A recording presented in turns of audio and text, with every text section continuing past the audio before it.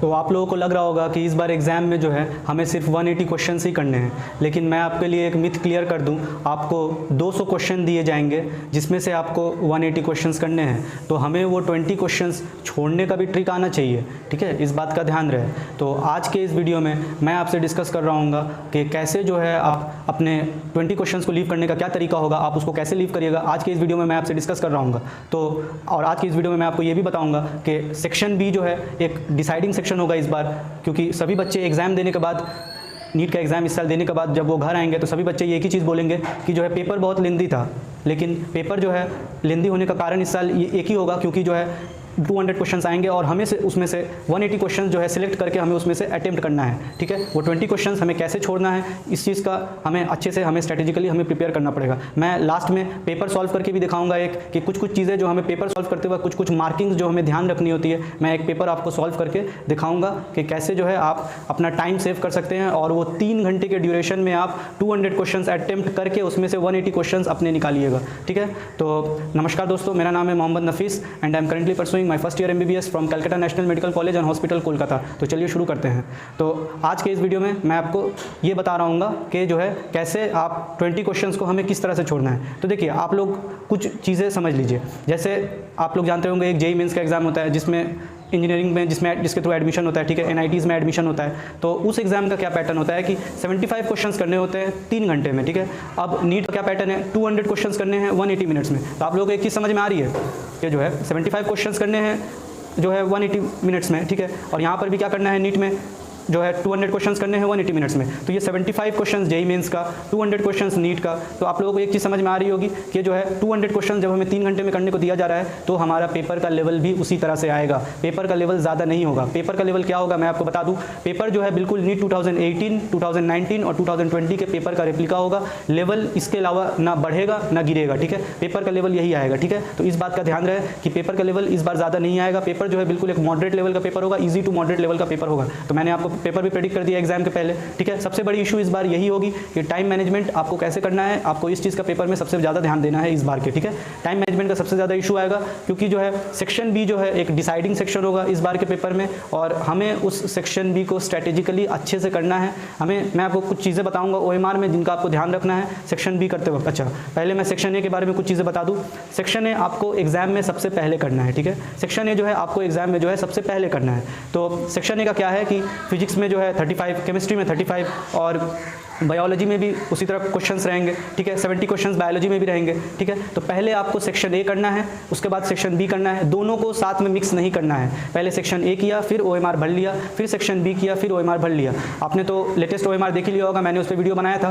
तो latest OMR में ये चीज़ आपको दिख ही गया होगा कि सेक्शन ए और सेक्शन बी में जो है चीज़ों को डिवाइड कर दिया गया है। हमारे लिए ही चीज़ों को ईजी किया गया है। तो जब हम घर पर पेपर अटैम्प्ट करें तो पेपर में जो है इस बात का ध्यान रखें कि सबसे पहले सेक्शन ए करना है, फिर सेक्शन बी पे जाना है, ठीक है।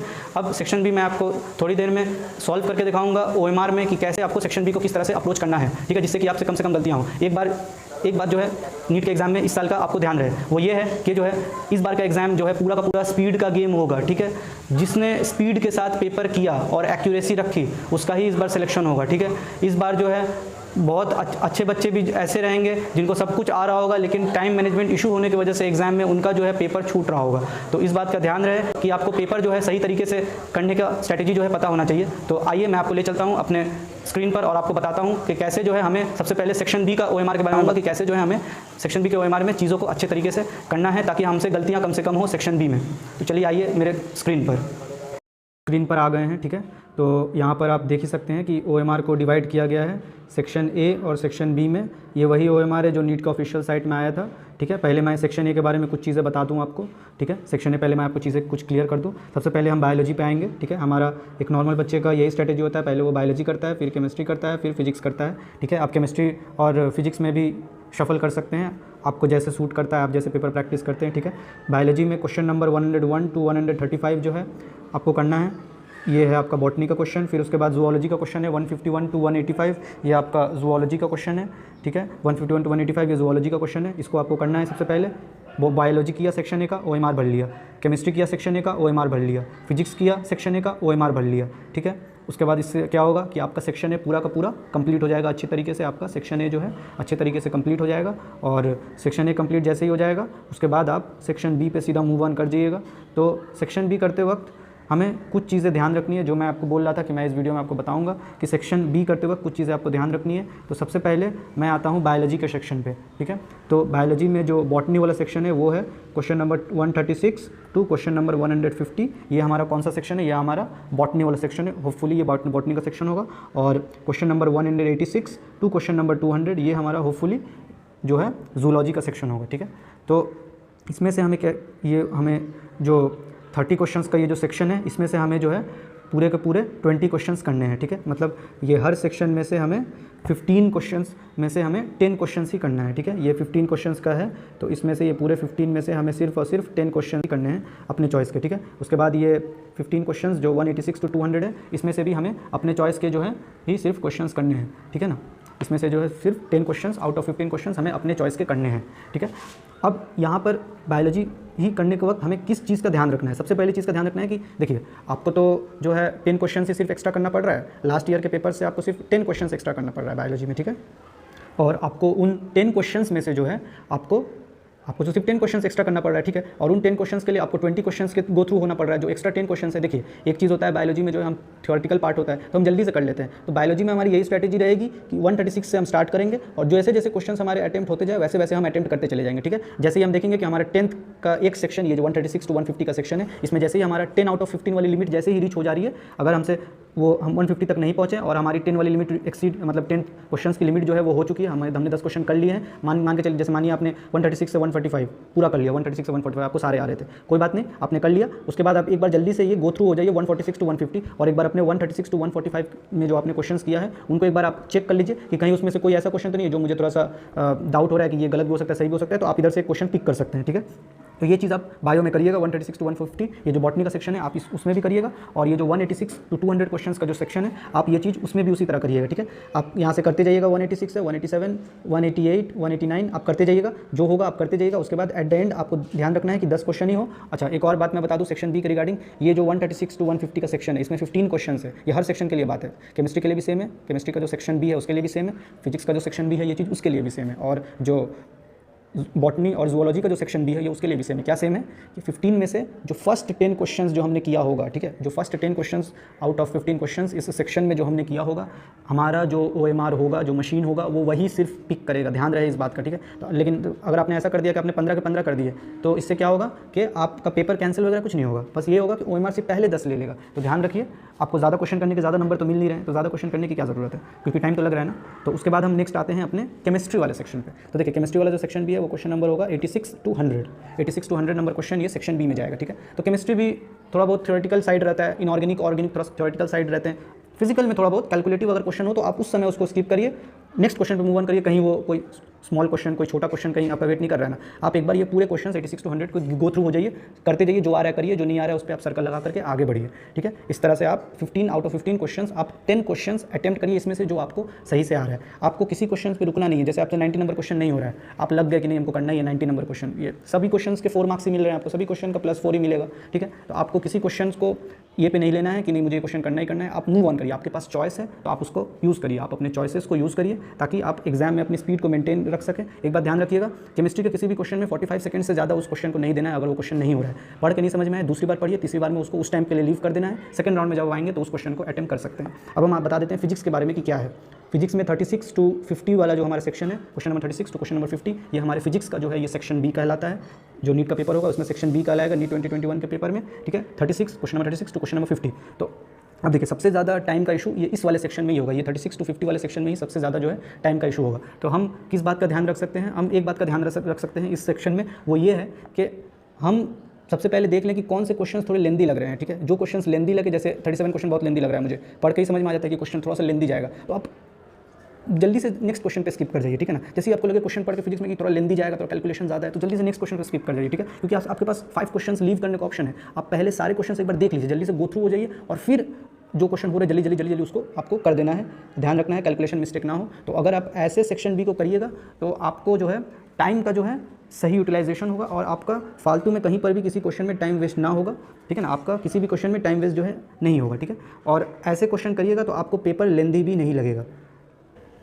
तो ये मैंने आपको बताया कि जो है सेक्शन बी में जो है जो फिजिक्स है, स्पेशली फिजिक्स का आप ध्यान रखिएगा, ठीक है। सेक्शन बी में जो फिजिक्स है उसका आप खास ध्यान रखिएगा। जो कैलकुलेशन वाले क्वेश्चंस है उनका थोड़ा सा आप स्किप करते हुए चलिए। जो थ्योरी बेस्ड क्वेश्चंस है उन पे आप थोड़ा सा ज़्यादा देखिएगा। फिजिक्स में जो थ्योरी क्वेश्चंस है उनको आप जल्दी से करने की कोशिश करिएगा, क्योंकि थ्योरी क्वेश्चंस जो है वो शॉर्ट होते हैं, ठीक है। थ्योरी क्वेश्चंस शॉर्ट होते हैं, उसमें ज़्यादा टाइम नहीं लगता है, तो आप थ्योरी क्वेश्चंस जल्दी से पहले अटेम्प्ट करने की कोशिश करिएगा, ठीक है। अच्छा, एक बात मैं बता दूँ, ये सेक्शन बी की प्रैक्टिस आपको घर से कर करके जाना पड़ेगा, ठीक है। ये जो इस साल जो नीट का एग्जाम होगा उसमें जिसने जो है सबसे ज़्यादा जो है वो मतलब पेपर की प्रैक्टिस कर रखी होगी, ये 200 क्वेश्चंस की, ठीक है। और ये सेक्शन बी पे जिसका कमांड रहेगा, जिसको पता है कि कैसे जो है हमें सेक्शन बी को अटेम्प्ट करना है, मैंने अभी बता दिया आपको कि कैसे आपको स्ट्रेटेजिकली चलना है सेक्शन बी में। जब आप मॉक टेस्ट दीजिएगा ना, तब आपको चीज़ें और ज़्यादा समझ में आएंगी कि हाँ नहीं, हमको ऐसे नहीं करना चाहिए, हमको ऐसे करना चाहिए, मुझे ऐसे सूट नहीं कर रहा है, ये सारी चीज़ें, ठीक है। और एक बात मैं और बता दूँ, बायोलॉजी आपने कर लिया 136 to 150, 186 to 200 OMR भर लीजिए। फिजिक्स केमिस्ट्री पूरा करिए सेक्शन बी का, फिर OMR भर लीजिए, ठीक है। OMR का ध्यान रहे, OMR भरने में गलती नहीं करनी है। आप जो क्वेश्चन कर रहे हैं आप उनका ही OMR भरिएगा। कोशिश करिएगा कि जैसे फिजिक्स में जैसे मान लिया आपने 12 क्वेश्चंस कर लिए, लेकिन आपको 10 का ही OMR बनना है, तो कोशिश कीजिएगा कि वो उन क्वेश्चंस का OMR भरा दे जो मुझे ज़्यादा श्योर लगते हैं कि नहीं मेरे ये सही ही होंगे, उनका आप OMR भरिएगा, ठीक है। अगर आपने ज़्यादा क्वेश्चंस कर लिए, वैसे टाइम नहीं रहेगा ज़्यादा क्वेश्चंस करने का। कोशिश करिए कि आप घर पे ऐसी प्रैक्टिस बनाएं, आप मॉक टेस्ट ऐसे दें कि आपको जो सेक्शन बी है वो बिल्कुल कमांड में आ जाए, क्योंकि ये सेक्शन बी ही की वजह से जो है पेपर जो है, मैं बोल रहा था ना पेपर लेंदी बोलेंगे बच्चे आकर के एग्जाम के बाद, तो ये सेक्शन बी ही होगा जो पेपर को लेंदी बना रहा होगा, ठीक है। कोई और सेक्शन नहीं है ऐसा जो पेपर को लेंदी बनाए, ये सेक्शन बी ही है जो पेपर को जो है लेंदी बनाएगा। तो आई होप आपको सारी चीज़ें समझ में आ गई होंगी कि सेक्शन बी को कैसे अटेम्प्ट करना है स्ट्रैटेजिकली। इस तरह से आप अगर प्रैक्टिस करिएगा सेक्शन बी की तो आपको कोई इशू नहीं होगा। मैं अगर आपकी जगह रहता तो मैं सेक्शन बी ऐसे ही अटेम्प्ट करता, और मेरे जो गाइडेंस में स्टूडेंट्स हैं मैं उनको ऐसे ही बताता हूँ जो सेक्शन बी है उसको ऐसे ही अटेम्प्ट करने का। तो दोस्तों, जैसे मैंने आपको बोला था वीडियो में कि मैं एक लाइव पेपर आपको सॉल्व करके दिखा रहा हूँ, ठीक है। तो जैसे आप देख सकते हैं ये एक पेपर है, फुल सिलेबस का पेपर है, जिसमें कि मैं बायोलॉजी वाले पार्ट में हूँ, बॉटनी वाले पार्ट में हूँ। मैं क्वेश्चन नंबर अभी 101 में हूँ, ठीक है। 101 से 135 तक का ये सेक्शन है, ठीक है, पूरे बॉटनी का। क्वेश्चन नंबर 101 से क्वेश्चन नंबर 135 तक का ये पूरे बॉटनी का सेक्शन है, ठीक है। तो मैं अभी आपको कुछ चीज़ें बताऊँगा पेपर से रिलेटेड, जिससे कि आपको टाइम मैनेजमेंट में प्रॉब्लम नहीं होगा, आप अच्छे से टाइम मैनेज कर पाएंगे। कुछ टूल्स हैं जिनका आपको खास ध्यान रखना है, ठीक है। ये आप पेपर प्रैक्टिस करिए, 5 से 6 पेपर दीजिए एग्जाम के पहले, आपको ये सारी चीज़ें फिट बैठ जाएंगी, ठीक है। ध्यान से सुनिएगा, अगले 2-3 मिनट ध्यान से सुनिएगा क्या मैं बोल रहा हूँ, आपको सारी चीज़ें बहुत अच्छे से समझ में आ जाएंगी, ठीक है। सबसे पहला बात, जैसे मान लीजिए हम क्वेश्चन नंबर 101 कर रहे हैं, ये हमने पूरा क्वेश्चन पढ़ लिया अच्छे से। अच्छा, eukaryotic flagella and centriole share similarity, मैंने सारे ऑप्शंस पढ़े, ठीक है। मैंने ये ऑप्शन पढ़ लिया, मैंने ये ऑप्शन पढ़ लिया, मैंने ये ऑप्शन पढ़ लिया। अब मुझे ऑप्शन पढ़ने के बाद पता चला कि चलो इस क्वेश्चन का आंसर जो है वो ऑप्शन नंबर डी है, ठीक है। तो चलो ये क्वेश्चन मुझे आता था, मैंने ये कर दिया, ठीक है। तो मैं इस पर क्या करूँगा, एक टिक लगाऊंगा, ठीक है। ध्यान रहे, क्वेश्चन नंबर जो आ रहा है उस पर एक छोटा सा टिक जरूर लगाना है, ठीक है। फिर मैं जैसे क्वेश्चन नंबर 107 पे आया, तो क्वेश्चन नंबर 107 का आंसर है, मैंने देखा क्वेश्चन, मुझे पता चला हाँ क्वेश्चन नंबर 107 का आंसर सी है, ठीक है। तो मैंने टिक लगा दिया, ठीक है।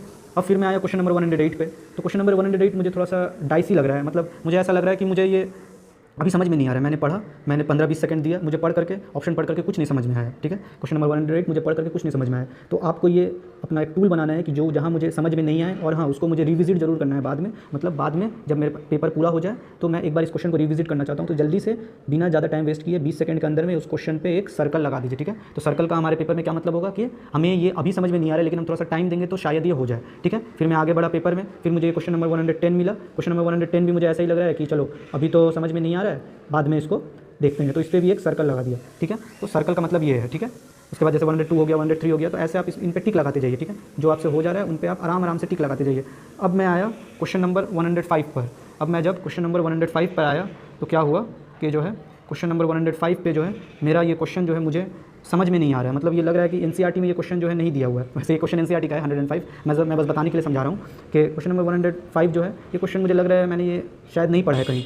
तो इस पर क्या लगा देना है आपको, इस पर आपको एक ये लगा देना है क्वेश्चन मार्क, छोटा सा क्वेश्चन मार्क लगा दीजिएगा आप, ठीक है। आप एक छोटा सा जो है क्वेश्चन मार्क लगा दीजिएगा, इतना छोटा सा है, आप एक क्वेश्चन मार्क लगा दीजिएगा। मैंने बड़ा बना के दिखाया वरना आपको दिखेगा नहीं, ठीक है। आपको एक छोटा सा क्वेश्चन मार्क लगा देना है, ठीक है, कि ये क्वेश्चन मुझे थोड़ा सा डाइसी लग रहा है कि बाद में मैं इस पर रिविजिट ना करूँ, ठीक है। उसके बाद अब आए, आपने ये भी कर लिया, आपने ये भी कर लिया, आपने ये भी कर लिया, फिर आप आगे बढ़े पेपर में, आपको ये एक ऐसा क्वेश्चन मिला, ठीक है।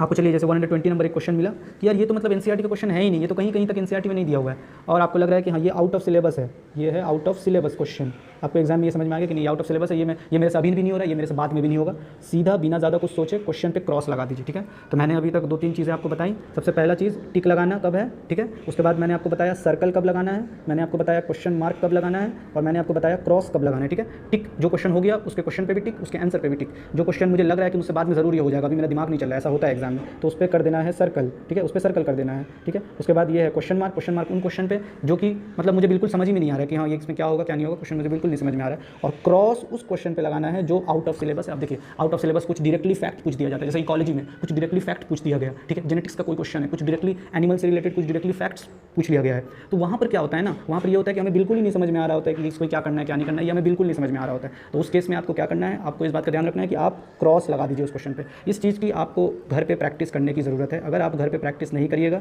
इस चीज़ का तो ये चीज़ इंप्लीमेंट नहीं हो पाएगा। ये जो मैंने बताया टिक कब लगाना है, सर्कल कब लगाना है, क्वेश्चन मार्क कब लगाना है और क्रॉस कब लगाना है, ये हर अच्छा बच्चा ये ज़रूर फॉलो करता है, और मैंने जिनको जिनको ये चीज़ बताई है उन्होंने इसको इंप्लीमेंट किया है और उनको डेफिनेटली रिजल्ट मिला है। आप इसको ट्राई करके ज़रूर देखिएगा, अपने नेक्स्ट मॉक टेस्ट जब भी आप दे रहे हैं तो आपको इसका इफेक्ट आपको ज़रूर नजर आएगा। ये आप पूरे के पूरे मॉक टेस्ट में अप्लाई कर सकते हैं। ठीक है, उसके बाद इससे क्या होता है करने से ना, ये चीज़ें करने से ये होता है कि जब आप मॉक टेस्ट को रिविजिट करते हैं ना, जब आप वो जो टेस्ट है जब आप उन क्वेश्चन को रिविजिट करते हैं तो आपको पता होता है कि ये जो मेरा सर्कल लगा है इसको तो ये तो मुझे उस टाइम नहीं समझ में आता, अभी देखता हूँ पढ़ के, ये क्वेश्चन मार्क जिसमें लगा ये डाइसी है, ये मुझे बिल्कुल नहीं समझ में आ रहा है, और जिन पे क्रॉस लगा है वो मुझे बिल्कुल नहीं करना है। तो आप ये क्रॉस वाले क्वेश्चन फिर से पढ़ने की गलती ही नहीं करेंगे। आप जब क्वेश्चन करने की गलती नहीं करेंगे तो आपका टाइम जो है ऑटोमेटिकली आपका टाइम जो है सेव हो रहा होगा और आपको टाइम मैनेजमेंट का इशू नहीं आएगा। ये चीज़ आपको तब तक नहीं समझ में आएगी सही से जब तक आप इसको पेपर में इंप्लीमेंट करके नहीं करेंगे। पेपर में इंप्लीमेंट करके देखिए, इसको आपको डेफिनेटली अच्छे रिजल्ट्स मिलेंगे, और ऐसा आप हर जगह कर सकते हैं। आप केमिस्ट्री के क्वेश्चन में भी कीजिए ऐसा, सारे फिजिक्स में भी ऐसे ही करना है। ठीक है, तो अब हम आ गए हैं केमिस्ट्री वाले सेक्शन पे। तो मैं केमिस्ट्री वाले सेक्शन से भी आपको सेम अप्लाई करना है। क्या क्या चीज़ें,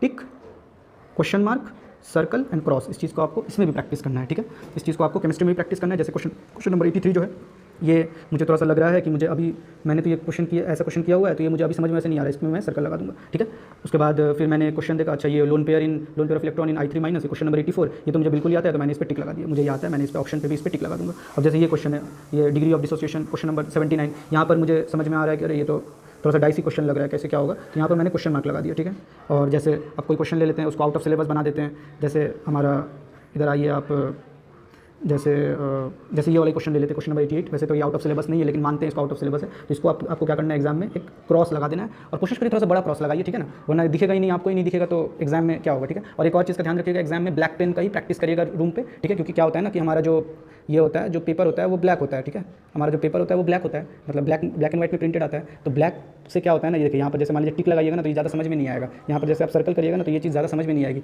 रेड से कर रहा हूँ मैं अभी तो हाईलाइट हो रहा है, ब्लू से करूँगा तो हाईलाइट होगा, लेकिन जब मैं इसी चीज़ को ब्लैक से कर रहा हूँ तो ये आइस से मिस हो सकता है। तो जब भी आप घर पे पेपर प्रैक्टिस करिए, मॉक टेस्ट दीजिए, तो इसको जो है प्रैक्टिस में लाइए कि ब्लैक पेन ही यूज़ करिए। ठीक है, और डॉट पेन यूज़ करना है, इस बात का ध्यान है। तो ये मैंने आपको कुछ फैक्टर्स बताए जिनका आपको ध्यान रखना है। आप इस चीज़ों को तभी इस्तेमाल कर पाइएगा, तभी इसका यूज़ कर पाइएगा जो है तब जब आप मॉक टेस्ट में इन चीज़ों को यूज़ करिएगा। तो आई एम श्योर आप लोगों को इससे बेनिफिट होगा। सो दोस्तों, आई होप आपको मेरे द्वारा बताई गई OMR की चीज़ें, जो कैसे सेक्शन बी OMR में सेक्शन बी को कैसे करना है वो आपको आई होप समझ में आ गया होगा। और regarding the paper attempting strategies जो मैंने चीज़ें बताई, कहाँ टिक लगाना है, कहाँ क्वेश्चन मार्क लगाना है, कहाँ सर्कल लगाना है, कहाँ पर क्रॉस करना है, आई होप वो सारी चीज़ें आपको समझ में आ गई होंगी। आप इनको अपने घर पे मॉक टेस्ट जब दीजिए तब इनको इम्प्लीमेंट करके देखिए, आपको डेफिनेटली रिजल्ट मिलेगा। कमेंट बॉक्स में लिखना मत भूलिएगा आपको ये वीडियो कैसा लगा, और लाइक कर दीजिए, शेयर कर दीजिए, और मेरे चैनल को सब्सक्राइब करना मत भूलिएगा, क्योंकि मैं ऐसे इन्फॉर्मेटिव वीडियोस आपके लिए लेके आता रहता हूं। और एक बात याद रखिएगा, नीट 2021 में सेलेक्ट वही होगा जिसके पास स्पीड रहेगी along with accuracy. All the best future doctors.